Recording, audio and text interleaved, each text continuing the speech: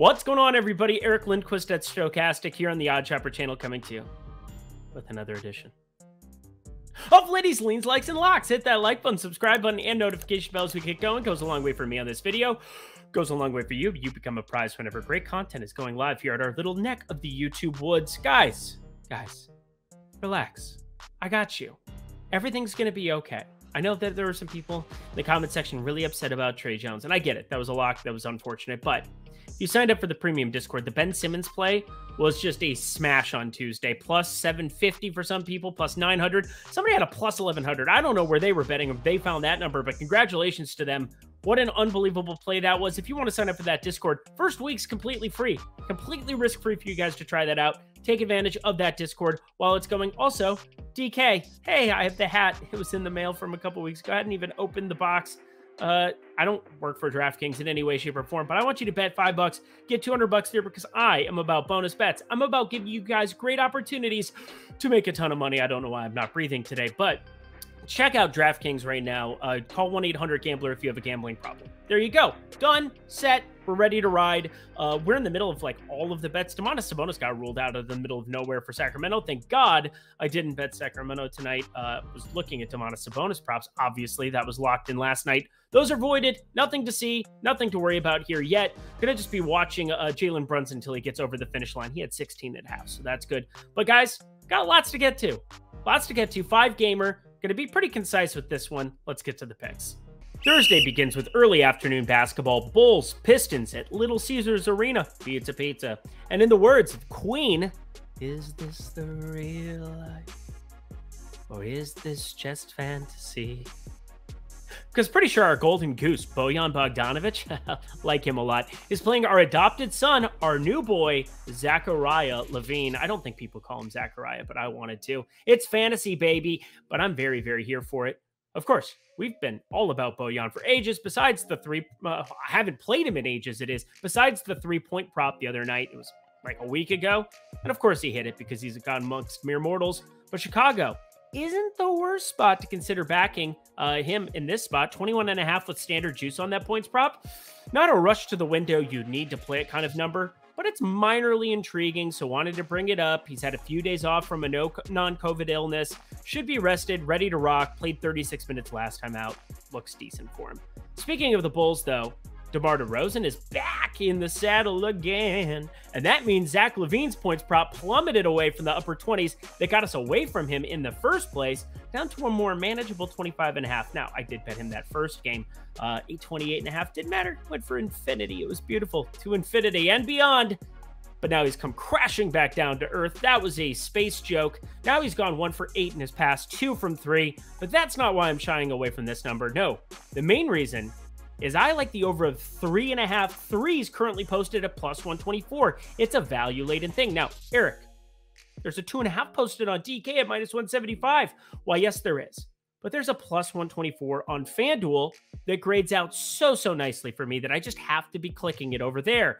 I get it. It's a whole 3-point shot above it, but you're getting that large whole dollar discrepancy there, minus 175 to plus 124. I think that 1-3 is kind of worth it because he's a near 40% shooter from 3. He should see double-digit potential 3-point field goals as long as this game is competitive.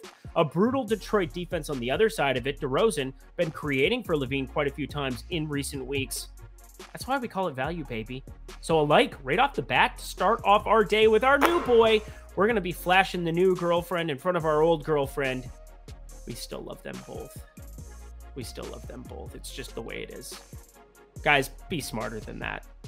Don't have to on the side. Just be loyal. Just be loyal. But it's okay because Zach LaVine over 2.5 threes. Over 3.5 threes. I'm here for all of it, specifically the 3.5. We head to Boston next for the game of the night, and it's not remotely close. The Warriors visiting the Celtics in a rematch of the 2022 NBA Finals. Now, I'm just going to throw this out there at the forefront. I'm a bit perplexed by this line. I think you should be too. And this is coming from me, someone who routinely bet the Celtics all the way down the stretch of last postseason before running into the Golden State buzzsaw at the end of the road. Yeah, it was like a horror movie where you just kind of know it's coming to an end for the main character. I don't know. I guess there's a lot of movies where the main characters are fine. It's kind of like the closing door in Saw game over. But there was blood everywhere, not pretty. Way to go, Golden State. But the only piece of pending news in this game for any meaningful player whatsoever is Jaylen Brown. Celtics, questionable. Now, that is a massive piece of news if you ask me. No denying it. I doubt you could deny it either. So let's play the theoretical game, shall we? If Brown plays, where do you think the line moves? Because for me, I would be shocked to see a fully healthy Warrior squad getting 6 or more, regardless of the opponent, regardless of the player getting ruled in, unless they were named Luka Doncic, Nikola Jokic, or Giannis Antetokounmpo. And on the flip side, let's say Brown, the no doubt second best player on the Celtics team, sits. Where do you see this line closing? For me, I project that out around 3.5, 3.7 to be exact, which brings me to this. Bet this as soon as you can. I'm not saying hammer it to the moon, and just because I'm locking it on a 5-game slate doesn't mean it's a can't miss out on it play of the century or anything. But Steph Curry is back. Andrew Wiggins, the thorn in Jason Tatum's side, is back. Klay Thompson, Draymond Green, they're in. Dante DiVincenzo, Gordon, and Jordan Poole, not your average 6th and 7th men off the bench because they're confirmed #good. And sure, we can play the same game with the Celtics team that have multiple backups. Malcolm Brogdon specifically, Robert Williams, been starting and coming off the bench at times. Al Horford, regardless. There's a lot of pieces that are very, very meaningful there. Marcus Smart avoided any kind of a big injury the other night. Yay, I was happy about that. Good to see. He kind of has a play like that every single week, it would seem. But they're rightfully the favorites to win the ship. But you're going to give me 5.5 with Steph Curry back and Brown pending. I think I just scooped that every single time, right?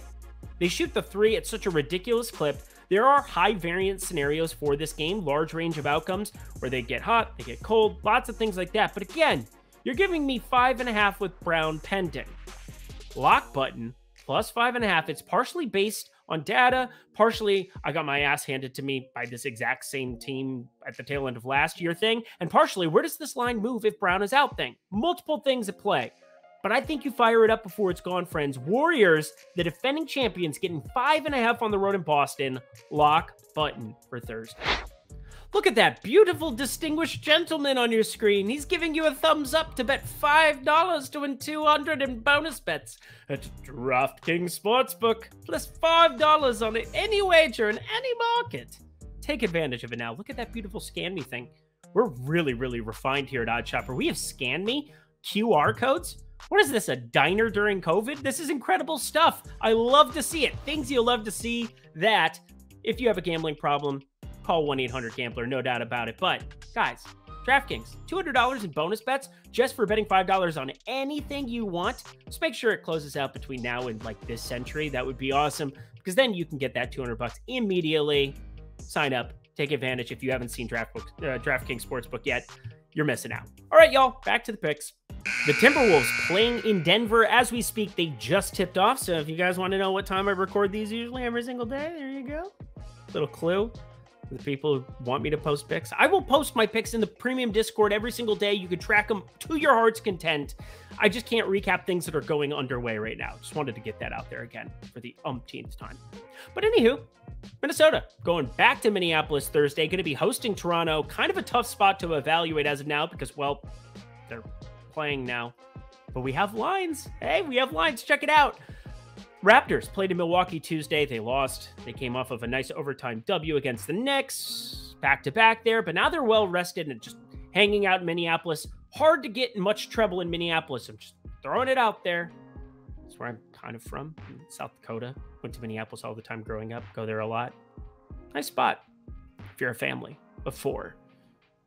Not if you're an NBA player looking for fun. I'll just throw that out there. But really nice spot for the Raptors. That's what I'm getting at. The major thing of note here, Rudy Gobert sat on Wednesday, but I assumed that was to make sure he would be available for Thursday's game in a much more winnable spot than it was on Wednesday against Nikola Jokic on the road.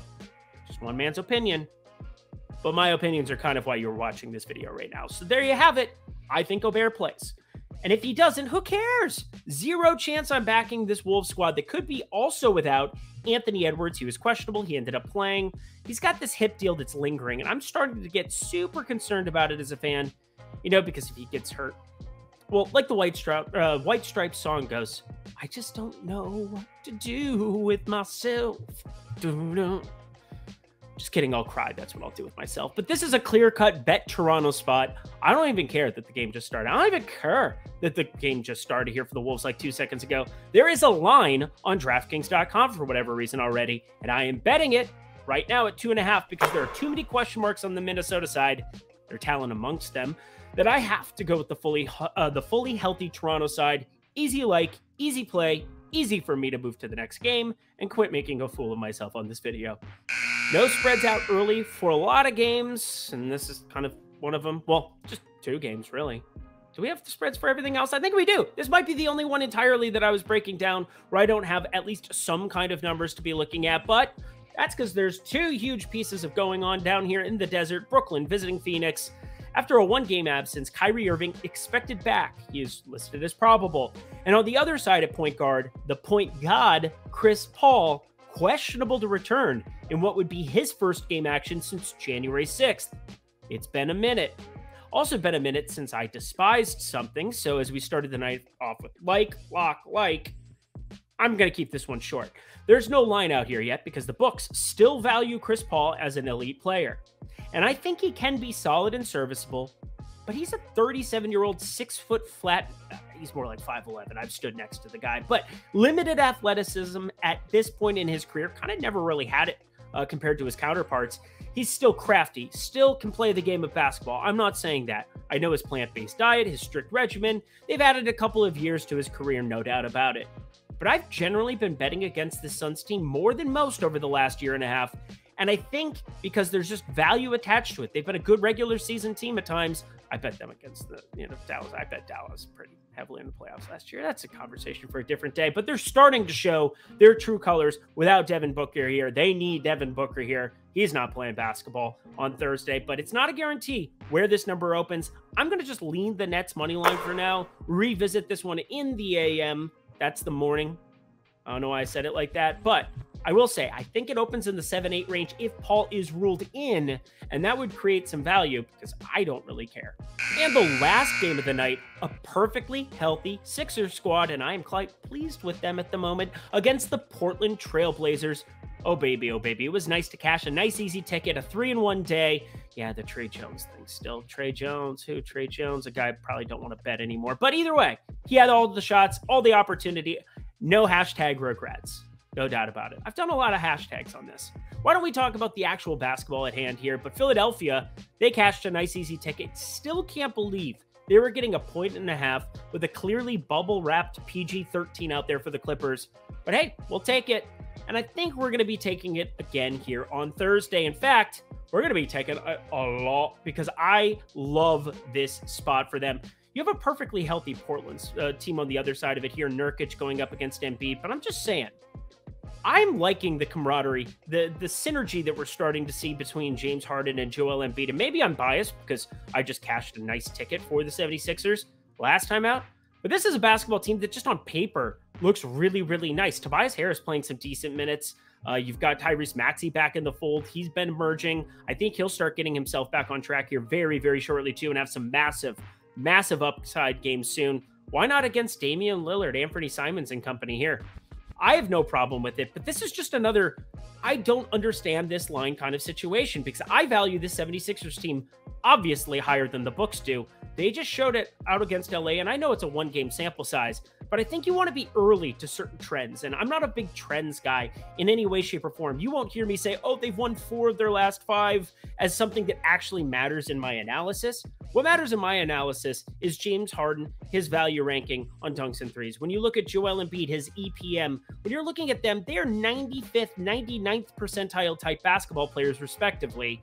And that has to be valued when you're facing Damian Lillard, who is very, very good, but very, very one-sided, as opposed to Joel Embiid, the star on the other side, who could just do everything for a basketball team. So, kind of clear cut for me. 2 battles of equal teams. I don't usually like to tango with these kind of spreads, but this should be around 4.5 on the Sixers side, and that creates a lock to finish out our day. Yeah, a lot of bets for just a 5-game slate here for me, but hey, value's value. Doesn't matter if it's a 15-game slate with just 4 bets or 5 games with 4 bets. There you go. Those are my picks for today.